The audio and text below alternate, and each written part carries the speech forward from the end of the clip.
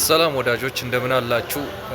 ሰሞኑን የምርጫ ቅስቀሳ ተጀምሯል። እንዳያችሁት በመጀመሪያው ረድፍ ላይ ብልጽግና ኢያፓና ኢዜማ ይታያሉ። በሶሻል ሚዲያ እንዳየሁት እና በሜንስትሪም በሚባሉ ወይም ዋና ቴሌቪዥን በሚባለው እንደ ፋና ባለውም እንዲሁ አይቻለሁ ብልጽግናና ኢያፓ ሲከራከሩ ወይም ሲነጋገሩ።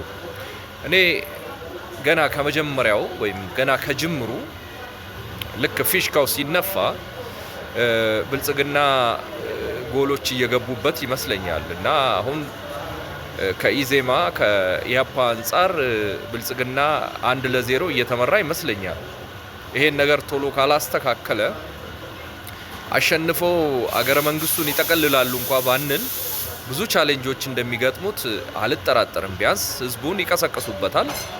የህዝብ ያለመረጋጋት እንዲፈጠር እንደሚያደርጉበት አልጠራጠርም። ቢያንስ ማለት ነው። ህዝብ እንደው ብልጽግና ተገዶ እንኳን መረጠ ብንል ወይም ወዶ እንኳን መረጠ ብንል ህዝብ ውስጥ ብዙ ውዥንብሮች እንዲፈጠሩ ሊያደርጉበት ይችላሉ፣ የተለያዩ ፓርቲዎች ማለት ነው።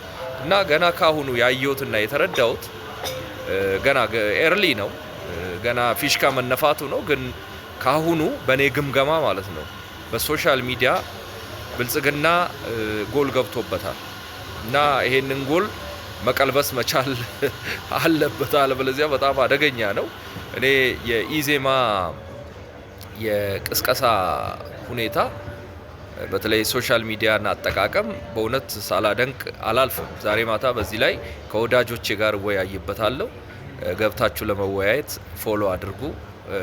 አመሰግናለሁ። ለሌሎችም ሼር አድርጉ። ገለቶማ ይቀነልኝ።